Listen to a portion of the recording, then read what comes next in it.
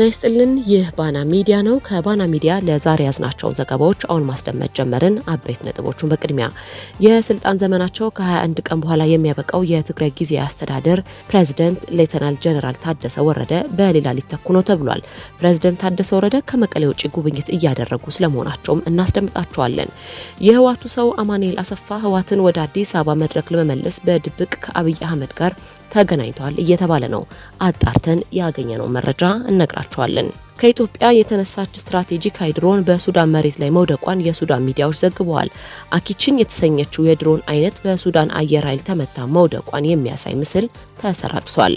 አሜሪካ እስራኤልና ኢራን ላይ የከፈቱት ጦርነትን ተከትሎ በመካከለኛው ምስራቅ ያለውን ውጥረት አድማሱን በማስፋት ወደ ቀይ ባህርና ወደ አፍሪካ ቀንድ እየገባ ይገኛል። ኢትዮጵያም ቅርቃር ውስጥ ገብታለች ተብሏል። እናስደምጣቸዋለን። የአውሮፓ ሀገራት የአሜሪካን ጥሪ ውድቅ ማድረጋቸውና በሆርሙዝ ወሽመጥ አካባቢ የተፈጠረውን አዲስ የኃይል ሚዛን መለወጥ የአሜሪካን ሀያላይነት እያከተመ ነው ተብሏል። በትንታኔ ይዘነዋል። የአፍሪካ እግር ኳስ ኮንፌዴሬሽን ካፍ ይግባኝ ሰሚ ቦርድ በቅርቡ በሞሮኮ አስተናጋጅነት በተካሄደው የአፍሪካ ዋንጫ የፍጻሜ ጨዋታ ላይ የተፈጠረውን ውዝግብ መነሻ በማድረግ የሴኔጋልን አሸናፊነት ሰርዞ ዋንጫውን ለሞሮኮ እንዲሰጥ ወስኗል። ካፍ የወሰነው ድራማዊ ክስተት እናቀርበዋለን። አብራችሁን ቆዩ። የስልጣን ዘመናቸው ከ21 ቀን በኋላ የሚያበቃው የትግራይ ጊዜያዊ አስተዳደር ፕሬዝዳንት ሌተናል ጀነራል ታደሰ ወረደ በሐይቅ መሃል ጉብኝት እያደረጉ ነው።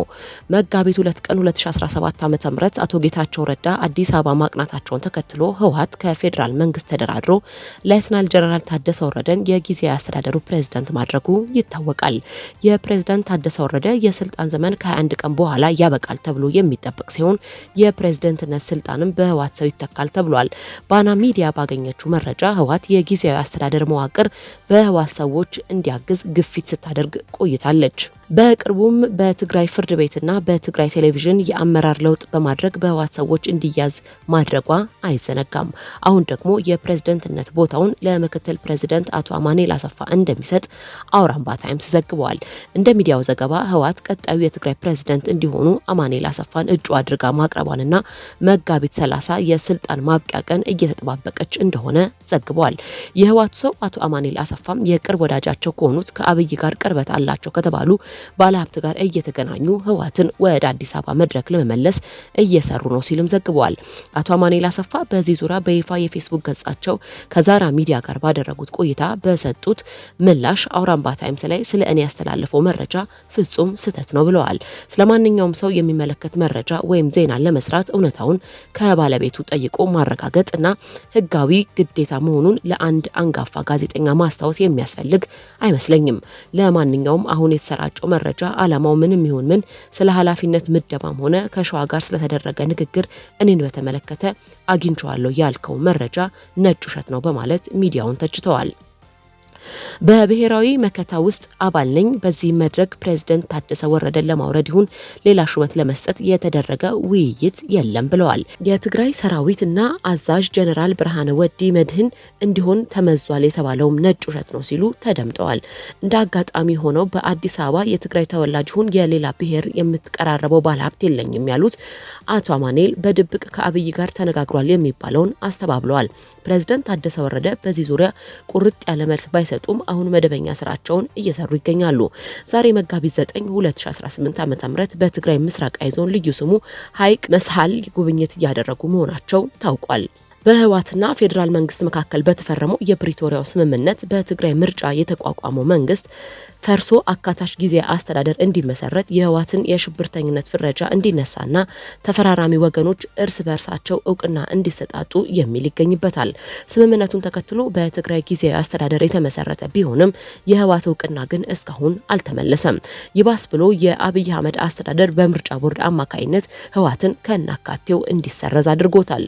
ይህ ደግሞ በሁለቱ ተፈራራሚ ወገኖች የነበረውን አለመተማመን ለመስፋቱ እንደ ምክንያት ይጠቀሳል። አብይ አህመድ በፕሪቶሪያው ፊርማ የተፈራረማቸው ውሎች ሳይተገብር ድጋሜ ወደ ጦርነት ለመግባት ከፍተኛ ዝግጅት በሚያደርግበት በዚህ ሰዓት ህወሓትም በፕሪቶሪያው ምክንያት ያጣውን የመንግስትነት ስልጣኑን በጥቂት ቀናት ውስጥ ዳግም ይቆጣጠራል ተብሎ እንደሚገመት አስተያየታቸውን ያጋሩት ምሁር ገልጸዋል። ይህ ደግሞ በጊዜ አስተዳደሩ በኩል እያስተዳደርኩኝ ሲል የነበረው አብይ አህመድ ትግራይን ጨርሶ እንዲያጣት የሚያደርገው ሲሆን ይህ ደግሞ እስካሁን ከፍተኛ ዝግጅት ሲደረግበት የቆየውን ሁሉ አቀፍ ጦርነት ማስጀመሪያ ፊሽካ ሊሆን ይችላል የሚል ስጋታቸውን አጋርተዋል። የኢትዮጵያ ድሮን በሱዳን ተመታ መውደቋ ተገለጸ። ከኢትዮጵያ የተነሳች ስትራቴጂካዊ ድሮን በሱዳን መሬት ላይ መውደቋን የሱዳን ሚዲያዎች ዘግበዋል። አኪችን የተሰኘችው የድሮን አይነት በሱዳን አየር ኃይል ተመታ መውደቋን የሚያሳይ ምስልም ተሰራጭቷል። በሱዳን ሰራዊትና በፈጥኖ ደራሽ መካከል የተቀሰቀሰው ደም አፋሳሽ ጦርነት ወደ 3ኛ ዓመቱ እየተቃረበ ይገኛል። ከሚያዝያ 2015 ዓ.ም ጀምሮ በጀነራል አብደላህ ፋታህ አልቡርሃንና በጀነራል መሐመድ ሐምዳን ዳጋሎ ሄሜቲ መካከል የተጀመረው የስልጣን ሽኩቻ መላዋን ሱዳን ወደ ትርምስ ውስጥ ከቷታል። በተለይም በዋና ከተማዋ ካርቱምና በዳርፉር አካባቢ የተካሄዱ ከባድ ውጊያዎች በሺዎች የሚቆጠሩ ንጹሃንን ሕይወት ቀጥፈዋል። ይህ የእርስ በርስ ጦርነት እንዲፋፋምና እንዲቀጥል ደግሞ የብልጽግና መንግስት ድሮንን ተተካሽ በማቅረብ የጦርነቱ ዋና መሆኑ ተገልጿል። ከጦርነት ውጪ መኖር የማይችለው የአብይ አህመድ መንግስት ድንበር ተሻግሮ የሱዳን ጦርነት እንዲቀጥል እያደረገ ነው ተብሏል። በየካቲት ወር የኢትዮጵያ አየር መንገድ የፈጥኖ ደራሽ ወታደሮች ከቻድ ወደ አዲስ አበባ አሶሳ ሲጓዙ እንደነበረ ይታወሳል። የብልጽግና መንግስት በቤንሻንጉል ሙዝ የአርኤስኤፍ ማሰልጠኛ ካምፕ በመክፈት በሱዳን ጦርነት ውስጥ በቀጥታ እየተሳተፈ መሆኑንም ሮይተርስ ማረጋገጡ አይዘነጋም። በመካከለኛው ምስራቅ በኢራንና በእስራኤል መካከል ያለው ውጥረት አድማሱን በማስፋት ወደ ቀይ ባህርና ወደ አፍሪካ ቀንድ እየተጋባ ይገኛል። እስራኤል በየመን የሚገኙ የሁቲ አማጽያንን እንቅስቃሴ ለመገደብና የኢራንን ተጽዕኖ ለመግታት በኤደን ባህረ ሰላጤ አቅራባ ስትራቴጂካዊ ቦታዎችን እየፈለገች ነው። ሶማሌላንድ ለዚህ ፍላጎት እንደ ምቹ አማራጭ መታየቷ ቀጠናውን የሁለት ኃያላን የጥላቻ ጦርነት ማሳያ እያደረገው ይገኛል። ሶማሌላንድ ከአካባቢው ሀገራት አልፎ እንደ እስራኤል ካሉ የዓለም ኃያላን ጋር ወታደራዊ ግንኙነት ለመመስረት ያሳየችው ፍላጎት በሞቃዲሾ ላይ ከፍተኛ ድንጋጤ ፈጥሯል። ሶማሌ ግዛቷ ለባዕድ አገር ጦርነት መነሻ እንዲሆን እንደማትፈልግ በማስጠንቀቅ ይህ እንቅስቃሴ ሉዓላዊነቷን አደጋ ላይ እንደሚጥል እየገለጸች ነው። ሶማሊያ እስራኤል በሶማሌላንድ ውስጥ የጦር ሰፈር ለመገንባት ይዛለች በተባለው እቅድ ዙሪያ ማስጠንቀቂያ ሰጥታለች። የጦር ሰፈሩ እስራኤል አሁን እያካሄደች ላለው ጦርነት አካል በመሆኑ በቀጠናው ባሉ ጠላቶቿና የአየር ድብደባ ለማድረግ እንደ ስልታዊ ነጥብ የሚያገለግል ይሆናል። ሀገሪቱ ግዛቷ በውጭ ግጭቶች ውስጥ እንዲገባ እንደማትፈልግም ገልጻለች። በኤደን ባህረ ሰላጤ ማዶ ከየመን ፊት ለፊት የሚገኘው ይህ የጦር ሰፈር እስራኤል በየመን የሚገኙ የሁቲ አማጽያን እንዲሁም በኢራንና በሊባኖስ ውስጥ የሚገኘው ሄዝቦላህን ጨምሮ በሰፊው ቀጠና ውስጥ በሚገኙ ጠላቶቿ ላይ ስልታዊ የአየር ጥቃቶችና ድብደባዎችን እንድትሰነዝር ያስችላታል። እስራኤል ባለፈው ታህሳስ ወር የሶማሌላንድ ነጻነትን እውቅና በመስጠት የመጀመሪያዋ የተባበሩት መንግስታት ድርጅት አባል ሀገር ስትሆን በዚህ ሂደትም ከሶማሌላንድ ጋር ከአጋርነት መስርታለች።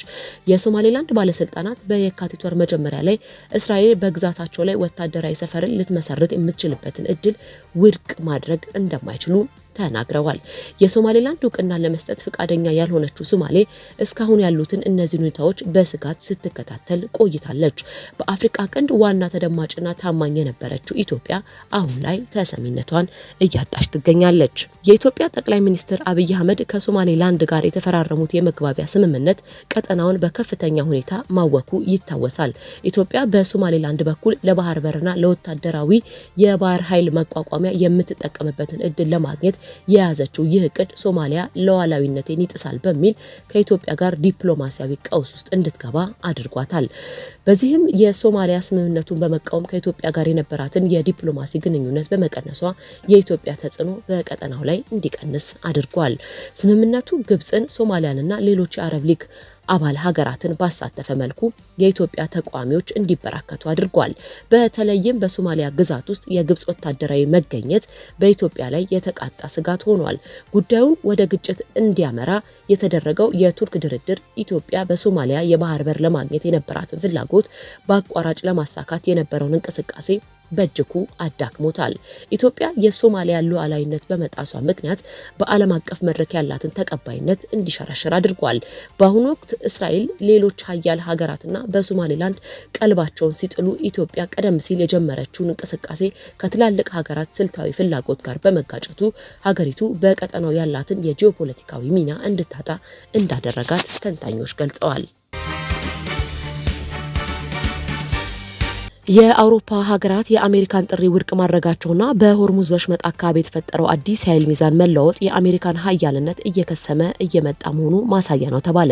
ባለፉት 10 ዓመታት አሜሪካ በዓለም አቀፍ ፖለቲካ ላይ የነበራትን የበላይነት ፍጹም ተሰሚነት ነበረው። በተለይም የአውሮፓ ሀገራትና ኔቶ አባል ሀገራት የአሜሪካን ወታደራዊና ዲፕሎማሲያዊ ፍላጎቶች ያለምንም ማንገራገር ሲቀበሉ ቆይተዋል። ሆኖም አሁን በሆርሙዝ ወሽመጥ ደህንነት ዙሪያ የተፈጠረው ክስተት ይህንን ታማኝ ጀሌነት ሚና እያበቃ መሆኑ ፍንጭ ሰጥቷል። ፕሬዝዳንት ዶናልድ ትራምፕ የሆርሙዝ ወሽመጥን ከኢራን ጥቃት ለመከላከል የባህር ኃይል ጥምረት እንዲመሰረትና የኔቶ አባላት እንዲሳተፉ ጥሪ ቢያቀርቡን ምላሹ ግን አይሆንም የሚል ነበረ።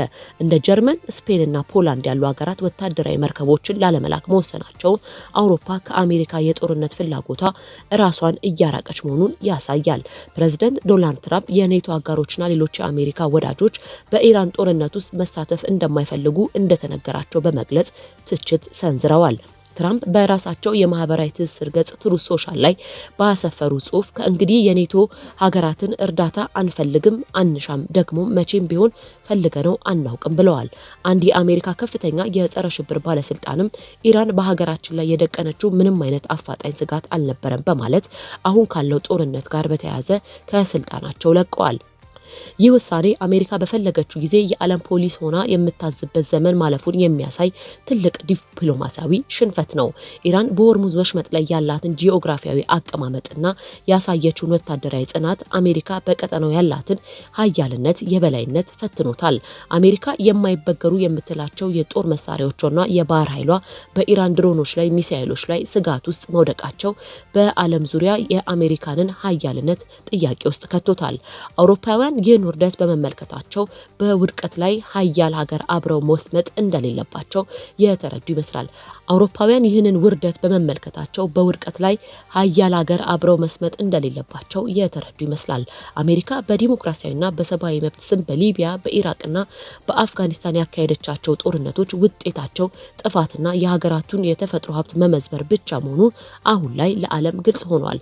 ይህ የዲሞክራሲያዊ ጭንብል አሁን አርጅቶ እየተቀደደ ሲሆን በንጹሃን ደም ስም የተገነባው የኢኮኖሚና የወታደራዊ የበላይነት በክህደትና በውሸት ላይ የተመሰረተ በመሆኑ በታሪክ ሂደት ውስጥ ውድቀቱ አይቀሬ መሆኑ ተንታኞች ይገልጻሉ። የአሜሪካ ሀያልነት እየከሰመ መምጣት ለዓለም አዲስ ተስፋ እየሰጠ ነው። ዓለም ከአንድ ትዕዛዝ ሰጪ አሜሪካ ወጥታ ወደ ብዙ አማራጭ ኃይሎች እየተሸጋገረች ነው። አውሮፓውያን ለአሜሪካ እምቢ ማለታቸው የራሳቸውን ብሔራዊ ጥቅም ለማስጠበቅና ከአሜሪካ ጎጂ ተጽዕኖ ለመውጣት መወሰናቸውን ያሳያል። ይህም አሜሪካ በዓለም ላይ ያላትን የዝርፊያና የጭቆና መዋቅር ይበልጥ ያዳክመዋል። በተባበሩት አረብ ኤሚሬትስ የሚገኘው የአሜሪካ ሚስዮን አስቸኳይ የደህንነት ማስጠንቀቂያ ወጣ። በተባበሩት አረብ ኤሚሬትስ የሚገኘው የአሜሪካን ኤምባሲና ቆንጽላ በወቅታዊ የመካከለኛ ምስራቅ የጸጥታ ሁኔታ ስጋት ምክንያት በሀገሪቱ የሚገኙ አሜሪካውያን ባሉበት እንዲጠለሉና የደህንነት ጥንቃቄ እንዲያደርጉ የሚያስገነዝብ መመሪያ ወጣ። በኤሚሬትስ የሚገኘው የአሜሪካ መንግስት ሰራተኞች በሙሉ ባሉበት እንዲጠለሉ የታዘዘ ሲሆን ሌሎች ዜጎችን በመኖሪያ ቤታቸው ወይም ሆቴላቸው እንዲቆዩ ከመስኮቶች እንዲርቁና በቂ ምግብ፣ ውሃና የመድኃኒት ክምችት እንዲኖራቸው ተመክሯል። ከአቡዳቢና ከዱባይ የሚወጡ የንግድ በረራዎች አሁንም ቢኖሩም በማንኛውም ሰዓት ሊሰረዙ እንደሚችሉ ተገልጿል። መንገደኞች የተረጋገጠ ትኬት ሳይኖራቸው ወደ አየር ማረፊያ እንዳይሄዱ ማስጠንቀቂያ ተሰጥቷል። በየብስ ወደ ኦማንና ሳውዲ አረቢያ የሚወሰዱ መንገዶች ክፍት ቢሆኑም ከፍተኛ የድንበር መጨናነቅ እንዳለ ተጠቁሟል። በአቡዳቢ የሚገኘው ኤምባሲና በዱባይ የሚገኝ ቆንጽላ መደበኛ የቆንጽላ አገልግሎታቸው ሙሉ በሙሉ አቋርጠዋል።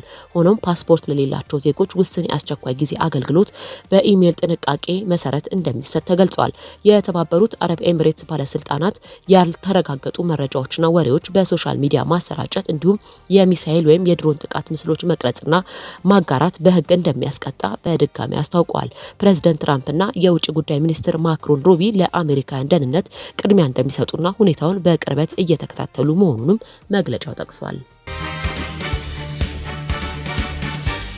የካፍ ይግባኝ ሰሚ ቦርድ የሴኔጋልን ዋንጫ በመቀማት ለሞሮኮ ሰጠ። የአፍሪካ ኳስ ኮንፌዴሬሽን ካፍ ይግባኝ ሰሚ ቦርድ በቅርቡ በሞሮኮ አስተናጋጅነት በተካሄደው የአፍሪካ ዋንጫ የፍጻሜ ጨዋታ ላይ የተፈጠረውን ውዝግብ መነሻ በማድረግ ሴኔጋልን አሸናፊነቷን ሰርዞ ዋንጫውን ለሞሮኮ እንዲሰጥ ወሰነ። በዕለቱ በተካሄደው የፍጻሜ ጨዋታ ሴኔጋል ሞሮኮን 1-0 በማሸነፍ ዋንጫውን ማሳካቷ የሚታወስ ቢሆንም በጨዋታ ወቅት በተፈጠረው አለመግባባት ጨዋታው ለ17 ደቂቃ ተቋርጦ መቆየቱ የውሳኔው መነሻ ሆኗል። የሞሮኮ እግር ኳስ ፌዴሬሽን ጨዋታው በተቋረጠበት ወቅት የተፈጠሩ ሁኔታዎችና የሴኔጋል ብሔራዊ ቡድን ጥፋተኝነት በመጥቀስ ለካፍ ባቀረበው ይግባኝ መሰረት የይግባኝ ሰሚ ቦርዱ ጉዳዩን ሲመረምር ቆይቶ መጋቢት 8 2018 ዓ.ም ውሳኔውን አሳውቋል። ቦርዱ በአፍሪካ ዋንጫ የውድድር ደንብ ቁጥር አንቀጽ 84 መሰረት ሴኔጋል በጨዋታው ላይ በተፈጠረው ውዝግብ ጥፋተኛ ሆና ተገኝታለች። በአንቀጽ 82 በማንኛውም ምክንያት አንድ ቡድን ከውድድሩ ቢወጣ ወይም ለጨዋታው ሪፖርት ካላደረገ ወይም የጨዋታው መደበኛ ጊዜ ከመጠናቀቁ በፊት ያለ ዳኛ ፈቃድ ለመጫወት ፈቃደኛ ካልሆነ ወይም ሜዳውን ለቆ ከወጣ ተሸናፊ እንደሆነ ይቆጠራል፣ እንዲሁም ከውድድሩ ይባረራል። አንቀጽ 84 የአንቀጽ 82 እና 83 ድንጋጌዎችን የሚጥስ ቡድን ከውድድሩ ይወገዳል። ይህም ቡድን ጨዋታው በተቋረጠበት ጊዜ ተጋጣሚው የተሻለ የጎል ልዩነት ያለው ወይም ውጤት ካላስመዘገበ በስተቀር ጨዋታው በ3-0 ውጤት ይሸነፋል። የውድድሩ አዘጋጅ ኮሚቴ ተጨማሪ እርምጃዎችንም ሊወስድ ይችላል። በዚህ መሰረት በሜዳ ላይ የተመዘገበው 1-0 ውጤት ተሰርዞ ሞሮኮ 3-0 አሸናፊ እንድትሆን በመወሰን የዘንድሮን የአፍሪካ ዋንጫ አሸናፊ ሞሮኮ መሆኗን ወስኗል። ይህ ውሳኔ በአፍሪካ እግር ኳስ ታሪክ እጅግ ያልተለመደና አወዛጋቢ ነው ተብሏል። በተለይም ጨዋታው ተቋርጦ ከተመለሰ በኋላ በሜዳ ላይ ውጤት ተመዝግቦ ያለ በቢሮ ውሳኔ ውጤቱን መቀየር የፍትሃዊ ጨዋታ መንፈስ ይቃረናል የሚሉ ወገኖች በርካታ ናቸው። በተጨማሪ ውሳኔ የካፍን ገለልተኝነት ጥያቄ ውስጥ ሊከት እንደሚችልም የስፖርት ተንታኞች ስጋታቸውን ገልጸዋል። ሴኔጋል በውሳኔው ቅር በመሰኘት ጉዳዩን ወደ ዓለም አቀፉ የስፖርት ግልግል ፍርድ ቤት ልትወስደው እንደምትችል ይጠበቃል። ይህ ክስተት በሀገሪቱ እግር ኳስ አስተዳደር ላይ ትልቅ የቤት ስራ ጥሎ ያለፈ ሲሆን ደጋፊዎችና የስፖርት ቤተሰቡ በውሳኔው ላይ ያላቸውን ከፍተኛ ተቃውሞና ድጋፍ በማህበራዊ ሚዲያ እየገለጹ ይገኛሉ። ተከበራችሁ የባና ሚዲያ ተከታታዮች ለዛሬ ያዝናቸው ዜናዎች እነዚህን ይመስሉ ነበር። ስለተከታተላችሁን ከልብ እናመሰግናለን። መረጃዎቻችን ለሌሎችም እንዲደርሱ ቪዲዮውን ላይክና ሼር ማድረጋችሁን እንዳትረሱ። ለቻናላችን አዲስ የሆናችሁ ደግሞ ሰብስክራይብ በማድረግ የቤተሰባችን አካል ይሁኑ።